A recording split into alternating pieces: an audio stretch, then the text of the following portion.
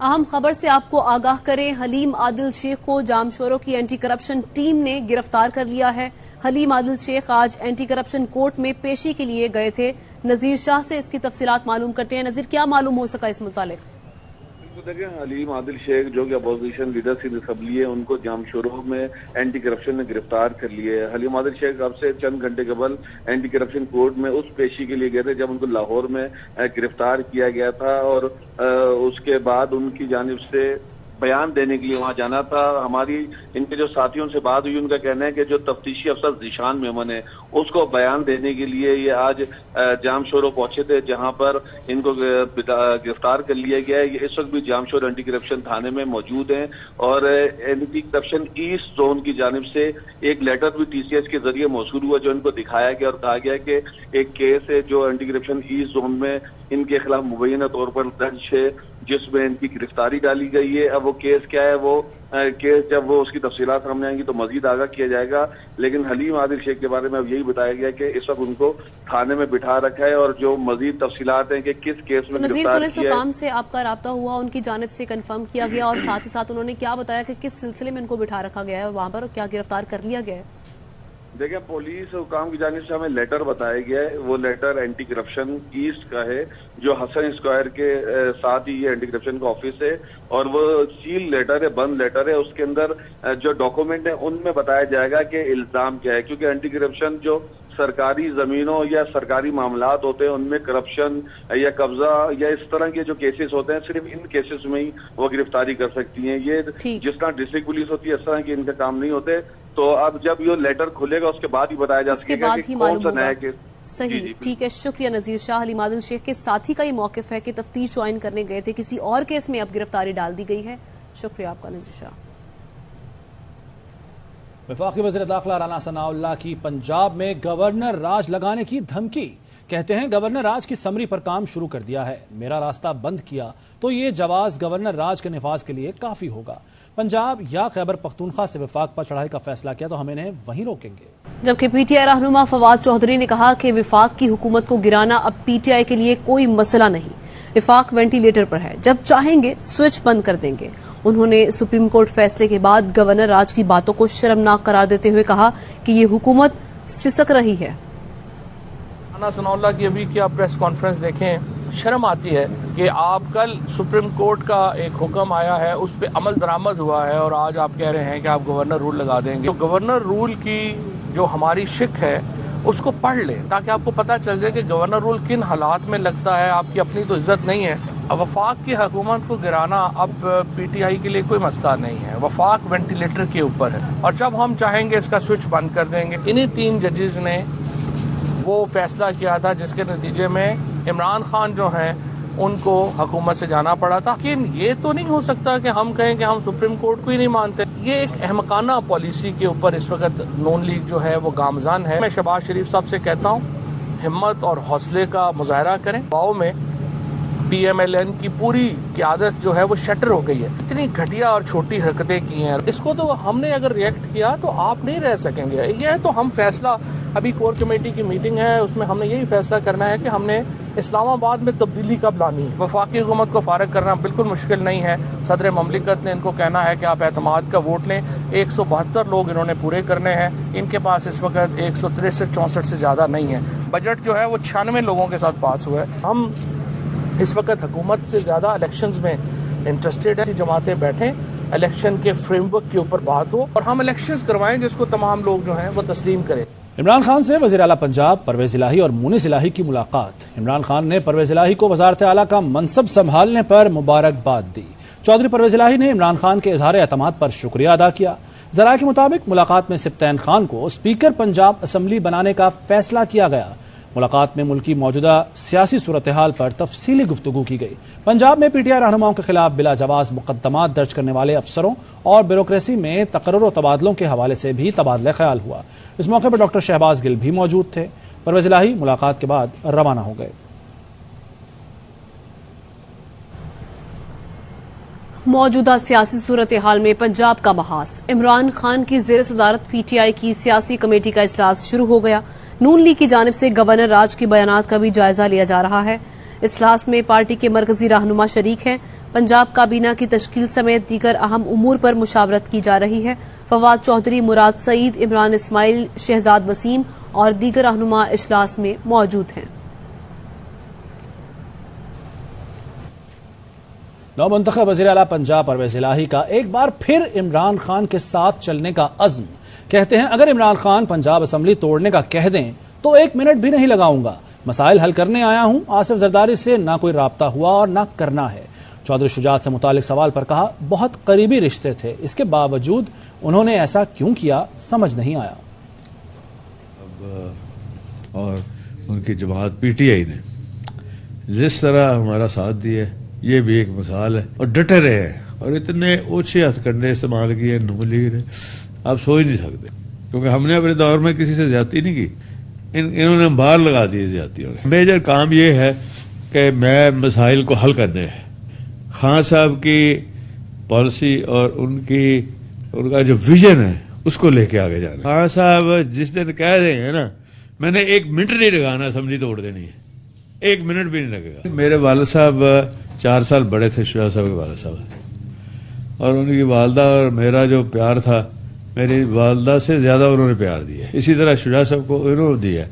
और फिर इतने रिश्ते जुड़े हुए हैं कि मैं तो खुद हैरान और परेशान हूं कि इन्होंने क्यों किया है। कौन सी ऐसी बच्चों की मजबूरी है। बच्चे तो ऐसे ही कहते मुझे ये ले दो ये ले दो, तो उसमें आके तो ये सारा काम खराब किया।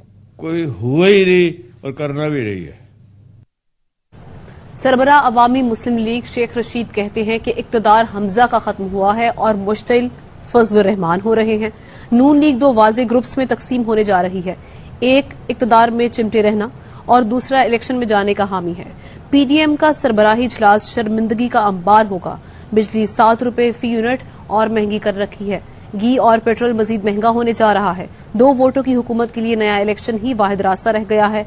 लोग मसाइल में मर रहे हैं और हुकूमत मीडिया खेल रही है। हुकूमत सुप्रीम कोर्ट के बारे में धमकियां और नाजेबा जबान इस्तेमाल कर रही है।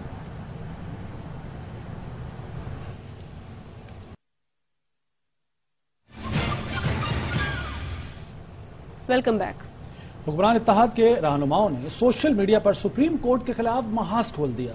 सुप्रीम कोर्ट के खिलाफ ट्वीट्स की भरमार कर दी। सुप्रीम कोर्ट के इख्तियारात महदूद करने और हुकूमत को डट जाने के ट्वीट्स किए। मरीम नवाज ने फैसले को जुडिशल कू करार दिया। वज़ीर दाखिला राना सनाउल्लाह ने सुप्रीम कोर्ट के इख्तियारात को रेगुलेट करने का मुतालबा कर दिया। वज़ीर कानून आजम नज़ीर तारड़ कहते हैं कि अदलिया के इख्तियारात कम नहीं कर रहे। पार्लियामेंट लॉजेस में सहाफियों से गुफ्तगू में कहा कि पंजाब में गवर्नर राज नहीं लगा रहे, लेकिन अगर किसी पर पाबंदी लगाई गई तो गवर्नर राज का जवाब फराहम करेंगे। वाकई अदलिया के इख्तियारात जो है वो महदूद होने जा रहे हैं। गवर्नमेंट इस बारे में भी प्लान कर रही है। अदलिया के इख्तियारात जो आइन ने दिए हैं वही हैं और वही रहेंगे। क्या पंजाब में ऐसा गवर्नर राज लगने जा रहे हैं सर? जी बिल्कुल ऐसी कोई बात नहीं। क्योंकि राणा साहब ने कहा कि राणा साहब ने कहा है कि अगर आप वफाकी वज़रा के और उनके दाखिले रोकेंगे तो आप जवाब पैदा करेंगे गवर्नर राज के लिए। आपको किसने कह दिया कि राणा साहब ने लगा दिया गवर्नर राज? नहीं लगाने जा आप पहली बात नहीं करते, दूसरी कर रहे हैं। तो आप रियासती इदारों पे हमलावर क्यों हो रहे हैं सर? कौन हो रहा है हमला? आपके वज़रा सर, वो उन्होंने आप पिछले 2 दिन में जिस इदारे पे हमला किया वो सुप्रीम कोर्ट बार का सुप्रीम कोर्ट को खराज तहसीन। Additional secretary supreme court bar रियासत अली गोंदल की जानिब से जारी एलामी में कहा गया कि हमारे जजेस बिला तफरीक तमाम अफराद को तहफ़्फ़ुज़ फराहम करते हैं। जजेस न सिर्फ निजी अफराद की गलतियों बल्कि अवामी नुमाइंदों के मनमाने इक़दामात से भी तहफ़्फ़ुज़ फराहम करते हैं। जुर्रतमंदाना और कानूनी तौर पर दुरुस्त फैसले कौम का सर फख्र से बुलंद करते हैं। सुप्रीम कोर्ट का फैसला कई दिहाइयों तक रोशन मिसाल के तौर पर काम करेगा। सुप्रीम कोर्ट का फैसला मातहत अदलिया को बिला खौफ फैसले करने की तरगीब देगा। अमरीकी बरतानवी अदालतों ने भी रियासती इदारों के सरबराहों के खिलाफ फैसले दिए। डिप्टी स्पीकर रूलिंग के खिलाफ सुप्रीम कोर्ट के 3 रुकनी बेंच ने तारीखी फैसला दिया। फैसले में डिप्टी स्पीकर रूलिंग कलदम और आर्टिकल 63A(1)(b) को समझने और इस पर अमल दरामद का ऐलान किया। एलामी में कहा गया कि सुप्रीम कोर्ट ने जाहिर किया रियासत का कोई फर्द या इदारा अदालतों के काम में मुदाखलत नहीं कर सकता। सुप्रीम कोर्ट का यह फैसला पाकिस्तान की तारीख में याद रखा जाएगा। वकला बरादरी पाकिस्तान, दस्तूर पाकिस्तान और अदलिया के साथ खड़ी है। एलामिया में साबिक बरतानवी वज़ीर-ए-आज़म विंस्टन चर्चिल का कौल भी तहरीर किया गया। अदालतों की आजादी हम सब के लिए आजादी की जमानत और कानून की मसावी हुक्मरानी है। फैसले पर तनकीद हर किसी का हक है, लेकिन मरियम नवाज अदालत और जजेस पर हमला आवर हो रही हैं। मरियम नवाज की ट्वीट पर रद्द-ए-अमल में शहबाज गिल ने लिखा, इन्हीं जजेस ने इमरान खान की हुकूमत को घर भेजा था। डिप्टी स्पीकर कौमी असम्बली की रूलिंग के खिलाफ फैसला भी इन्हीं जजेस ने दिया था। तब मोहतरमा वारी जा रही थी कि बड़ा तारीखी फैसला है। कुछ मजीद खबरें एक ब्रेक के बाद। Welcome back. अहम खबर देंगे आपको। वफाकी काबीना ने DGFIA राय ताहिर को उनके ओहदे से हटा दिया। वफाकी काबीना ने मोहसिन भट्ट को नया DGFIA लगाने की मंजूरी दे दी। इसी बारे में बात करेंगे हमारे नुमाइंदे अजहर फारूक से। अजहर आगाह कीजिए। जी, वफाकी काबीना का इजलास जारी है। 3 नुकाती एजेंडा था। एक तो स्टेट बैंक के गवर्नर की तैनाती है और उसके साथ साथ DGFIA का मामला था, तो वो उसकी अप्रूवल तो कैबिनेट ने दे दी है। राय ताहिर को DGFIA के ओहदे से हटा दिया गया है और उनकी जगह मोहसिन भट्ट को DGFIA तैनात करने की मंजूरी दे दी गई है। मोहसिन भट्ट जो है वो पुलिस ऑफिसर हैं ग्रेड 22 के, जबकि राय ताहिर को नेशनल कोऑर्डिनेटर मुकर्रर किया गया है इंसदाद दहशतगर्दी का, और इस हवाले से बाकायदा तौर पर कैबिनेट ने आप अप्रूवल दे दी है। इजलास जारी है। जो मौजूदा सूरत हाल है इस वक्त जो पैदा हुई है सुप्रीम कोर्ट के फैसले के बाद, इस वक्त कैबिनेट में वो अमूर जो है वो ज़ेरे गौर है। शुक्रिया अजहर फारूक। बराह रास्त आपको लाहौर लिए चलते हैं, जहां मुस्लिम लीग नून के रहनुमा अता तारर न्यूज कॉन्फ्रेंस कर रहे हैं। मान लिया जाए कि पार्टी सरबराह की जो हिदायत है वो मुकद्दम नहीं है और वोट देने का फैसला पार्लिमानी पार्टी या पार्लिमानी लीडर ने करना है, तो क्या कल के फैसले की रोशनी में वो 25 अरकान जिनको डीसीट किया गया था, क्या उनको बहाल तस्वर किया जाएगा? ये मेरा सवाल है कि वहां पे अभी तक ऑन रिकॉर्ड कोई पार्लिमानी पार्टी की डायरेक्शन नहीं है, और अगर पार्लिमानी पार्टी की डायरेक्शन नहीं है तो पार्टी सरबराह का खत जो इमरान खान ने लिखा, क्या वो वैलिड है? और चौधरी शुजात साहब का खत इनवैलिड है, और एक ही इलेक्शन में जिसमें हाउस की कुल तादाद 371 है और 371 को 396 में कन्वर्ट नहीं किया जा सकता, क्योंकि हाउस के अंदर उतनी ही सीटें मौजूद हैं, उससे बढ़ नहीं सकती आइन के मुताबिक। अब ये देखिए, ये भी जहन में रखिए कि ये एक रन ऑफ इलेक्शन है।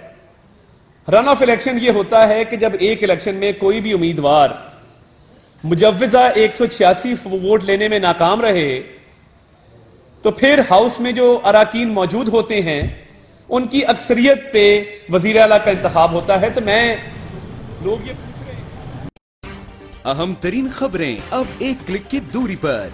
आपके पसंदीदा टॉक शोज हों या अहम मुल्की या गैर मुल्की शख्सियात की न्यूज कॉन्फ्रेंसेस, हर लम्हा बाखबर रहने के लिए सब्सक्राइब करें हमारा YouTube चैनल।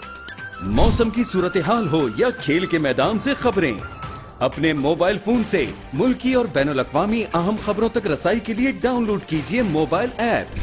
बावसूख ज़राए से मुसद्दिका खबरों, तज्ज़ियों और तबसरों से मुस्तफीद होने के लिए विजिट कीजिए पाकिस्तान की सबसे बड़ी न्यूज वेबसाइट www.arvynews.tv।